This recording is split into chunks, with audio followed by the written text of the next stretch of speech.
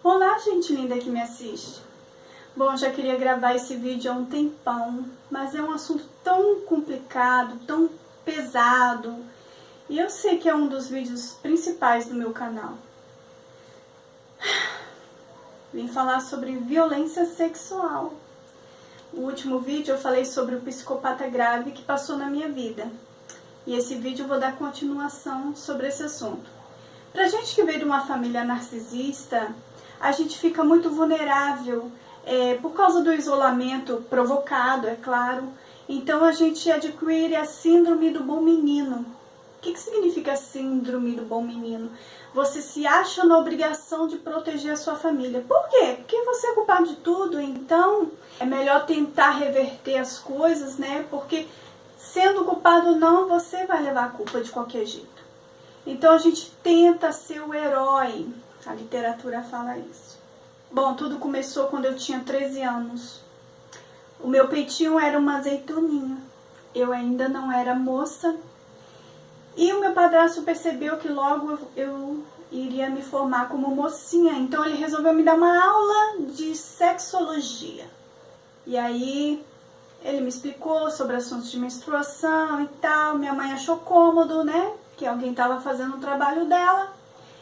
E essa noite ele ficou muito animado com aquilo e parece que ele não foi dormir. Eu deitei no meu quarto e por volta da 1h da manhã ou mais, eu senti uma mão entrando por debaixo do meu camisola e tocando nos meus seios. E eu acordei, eu não sabia se eu gritava, se eu corria, o que eu ia fazer. A luz do meu quarto, toda a casa já tinha sido reformada, mas o meu quarto estava sendo o último a ser reformado. Então a luz eram 2 fios assim. Se eu tento botar a mão ali para acender, eu vou morrer eletrocutada, então eu não podia fazer isso. O meu quarto também estava sem porta, já estava encomendada a porta, só não tinha chegado. E aí eu pensei, tem um estuprador aqui dentro da minha casa, o que eu faço? Então eu tive a ideia de me virar. Eu me virei porque a pessoa ia entender que eu estava acordando e ia embora. Quando eu me virei, aquela mão escorregou por dentro do meu bumbum. E eu sentia um cheiro, tipo de piu-piu sem lavar, sabe? E um barulho de zíper, um tchaca-tchaca, um barulho de zíper, tá? De calça masculina. E também um relógio bem pesado e grosso passava na minha pele, quase que me arranhava. Eu tinha certeza que era um homem. E quando eu me virei e a mão escorregou, eu falei, agora já era, agora eu tenho que levantar. Eu levantei correndo e corri pro banheiro. E fechei a porta. E lá eu me lavei, porque eu sentia muito nojo daquele cheiro. E eu falava, gente, tem um estuprador na minha casa, o que eu faço? Não sei se eu grito, se eu acordo todo mundo, se eu gritar, acordar todo mundo, ele pode estar armado, ele pode matar todo mundo, e agora? E nisso eu abri a porta devagarinho, porque ficou muito silencioso. E fui andando na pontinha do pé, pedindo a Deus para que o estuprador não me visse. E quando eu passei pela sala, o meu padrasto estava sentado na sala vendo TV, no volume mínimo.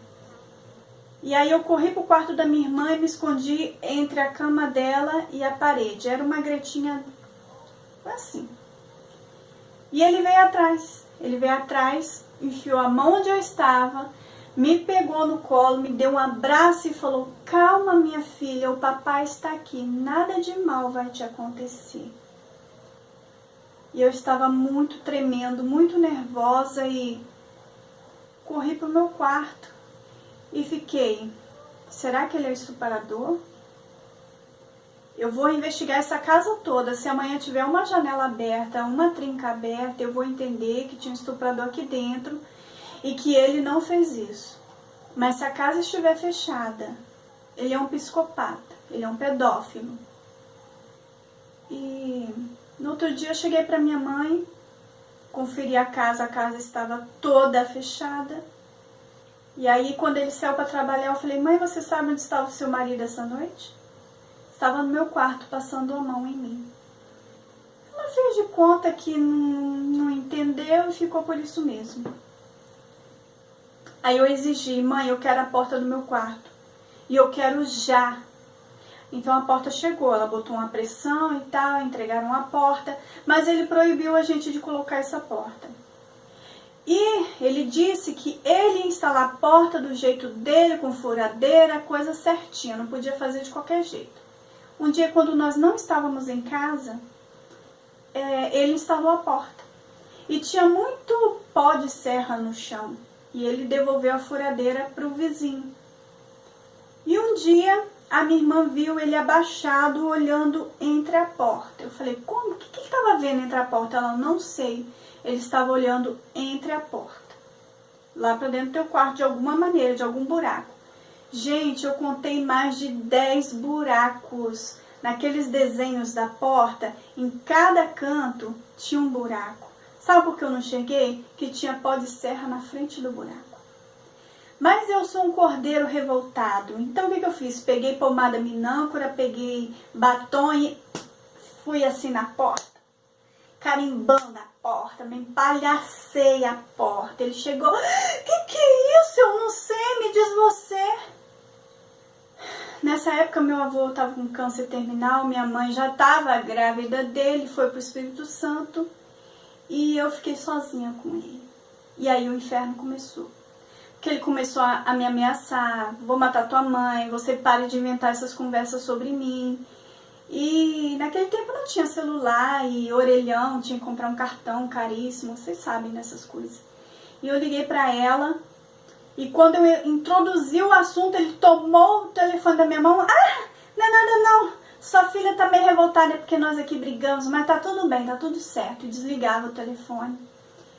E foi um momento terrível para mim, porque ele continuava me perseguindo muito, continuava agora me pressionando, continuava tentando me bater, só que a correia passava, que passava, mas não batia. Ele falava que eu era tipo um quiabo, que ele batia em mim, mas a correia não pegava.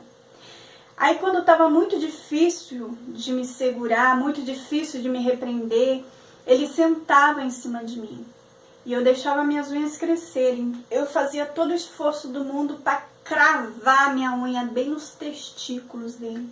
Eu dava um pulo e me largava. Pois é, cordeiro revoltado. Ele proibiu a minha mãe de comprar qualquer coisa para mim, ele proibiu minha mãe de fazer qualquer coisa para mim. Ele dizia que ia rasgar minha roupa no corpo. Gente, se homem falar que vai rasgar a roupa no teu corpo, uma coisa é o papaizinho criar você e desde pequena, filhinha, essa saia tá curta. E do nada começar a encrencar com a roupa da garota. Do nada proibir ela de namorar, do nada... o nome disso é ciúme, tá? Ele tá de olho na criança. Nessa época nos mudamos para o Espírito Santo e ele fez uma janela nos 4 cantos do banheiro, nas 4 paredes. Janela aberta, tá? Não botava nada não. Minha casa virou um Big Brother, ele colocava a câmera para todo lado, aquela câmera rodava, a câmera ficava no quarto, a câmera ficava em frente ao espelho onde a gente trocava de roupa. E os vídeos que ele fazia era particular dele, ele só via de madrugada e não permitia que ninguém ficasse perto. A hora que ele estava fazendo aquelas montagens, era videocassete na época, várias fitinhas grandes e pequenas, aquelas coisas. Gente, vocês não sabem o terror que dá na cabeça de uma menina quando ela tá tomando banho, olhando lá para fora, vigiando com tanto buraco, com tanta janela, qual que ela vai olhar, e de repente aquela lua bonita, aquelas estrelas viram 2 olhos deste tamanho te olhando. Mas o cordeiro revoltado já enchia a mão d'água e já tascava na cara. Mãe! Era assim que eu agia.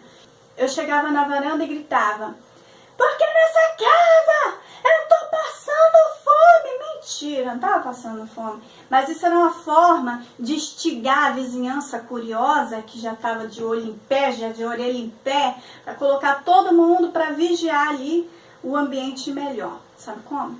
Nessa época minha mãe pediu oração na igreja. quero pedir oração na igreja porque minha filha anda muito rebelde em casa. Eu não sei o que está acontecendo com ela. Está numa rebeldia, no nível de rebeldia que eu não estou mais suportando. Ela criava situações para que eu e ele se reconciliassem, para que eu pegasse na mão dele, para que eu chamasse ele de pai. Chamava não. Por que eu não fui estuprada? Porque ele era broxa. Graças a Deus, quando ele começou com isso, ele teve ali um problema no coração, umas ameaças de infarto. E para ele funcionar, ele ia precisar de muito comprimido azul e era muito caro para o bolso dele. Então, minha mãe me mandou para o internato. Só que me ligava para dizer que a minha irmã chegou na igreja com shampoo, uma toalha aqui no ombro, com o olho para fora, falando que ele estava em cima do banheiro a hora que ela estava tomando banho. Algumas vezes ela ficou atrás do mato, o mato balançava e quando balançava de novo ela já não via ele lá em cima, então ela achava que era uma aparição do mal para acabar com o casamento dela. Acontecia também da minha irmã dormir de roupa e acordar sem roupa. Isso eu no colégio ficava sabendo dessas coisas. Pior, o filho biológico dele estava sendo estuprado, ou pelo menos abusado de alguma forma, e ninguém sabia. E ele falava para minha mãe, você vai na escola, vê que raio de professora que tá mexendo no peito desse garoto, a bunda dele vive ferida. E aí a diretora falava assim, minha querida, quem faz essas coisas não é professora não, é papai, é padrasto, é vovô, é titio. Dá uma olhada na sua casa primeiro, antes de vir aqui, por favor. Então, eu cheguei em casa e falei, vou me casar. Ele falou, quem é que te deu autorização para casar? Eu falei, a minha mãe, porque eu era de menor, né? Nossa, ele queria agredir minha mãe. Eu vou agredir você também, você vai casar com seus dentes todos quebrados. Eu falei, ó, bate logo. Aqui, ó, quebra, quebra, quebra. Porque o cara que eu arrumei é do Turano. E eu já arrumei um cara do Turano, você sabe por quê, né? Pra ele encher a tua cara de chumbo. Aí ele começava a tremer. Isso aqui dele tremia. Minha mãe me jogava no quarto. Como você tem coragem de falar assim com teu pai? E eu falava assim, isso é só o que eu tô falando, minha querida. Acorda porque eu vou fazer. Pra quem não é criado no Rio, não sabe o que é esse negócio de Turano e tal. Mas existe assim uma hierarquia aí da periculosidade, da bandidagem. Então, uma pessoa que é criada no Morro X é mais perigosa do que no Morro Y. E isso impôs respeito ali na hora. Aliás, na hora não, ele tratou meu marido como se fosse um deus. Tratou ele muito bem, depois que descobriu que ele era do Turano. Bom, depois de um tempo, alguma coisa precisava ser feita. Eu fui para o Espírito Santo, fiquei escondida na casa de uma tia e comecei a agir. Primeira coisa que eu fiz foi levar toda a família na delegacia para fazer um BO. O meu depoimento já não valia mais, porque já tinha começado isso há 8 anos atrás. Mas a minha irmã, do meu irmãozinho e da minha mãe serviam.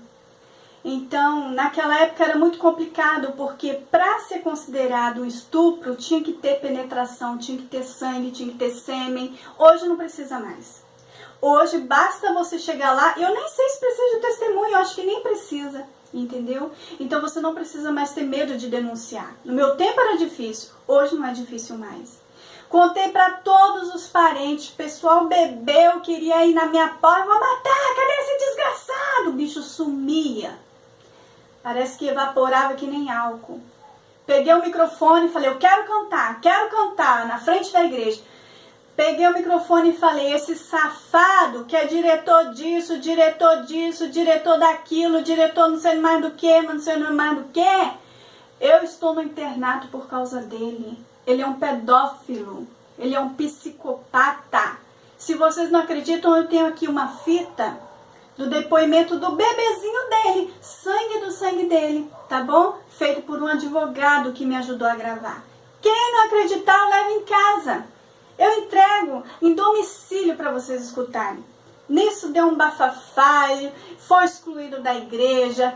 E lá ele trabalhava com os irmãos da igreja, perdeu o emprego também. Aí eu cheguei pro pastor e falei assim, pastor, é o seguinte, separação de bens. Ele não tem nada, ele só destruiu o que tinha. Então, o pouco que restou, passa pro nome da minha mãe. Ou você faz isso, ou a polícia faz. O que você prefere? Não, não, não, não, eu dou meu jeito. Entrou lá dentro com ele e já voltou com os papéis assinados. Depois levei minha mãe para dar entrada no divórcio e depois eu proibi, fiz uma distância, uma separação que ele praticamente nunca mais viu a família. Poucas vezes que ele conseguiu visitar o filho dele, assim mesmo com segurança do lado. O que eu quero dizer para você com esse vídeo? Em frente! Não tenha medo, ele é uma pessoa de carne e osso, ele é um ser humano igual a você, mais maluco, só isso. Agora, se é para chorar minha mãe, que chore a mãe dele primeiro. Não tenha medo, gente, vá em frente. Isso só me fez mais forte, porque hoje quando eu lido com pessoas ocas por dentro, pessoas que não sabem amar, pessoas manipuladoras, sabe? Isso só me deixou forte. Porque eu olho para essas pessoas e vejo que elas não são nada. Depois de você passar por um psicopata grave, meu amigo, você enfrenta qualquer coisa. Meu apelo é, não tenha medo, tá bom? Não tenha medo, não vale a pena. E depois de você derrotar o seu inimigo, ninguém te segura mais. Se curtiu, dá um joinha, tá bom? Escreva aqui embaixo o que você acha. Se você tem medo de denunciar, se você precisa de algum apoio, se você precisa de alguma orientação, pode falar comigo que eu sou boa nisso. Brincadeira. Beijo no coração e até o próximo vídeo. Tchau.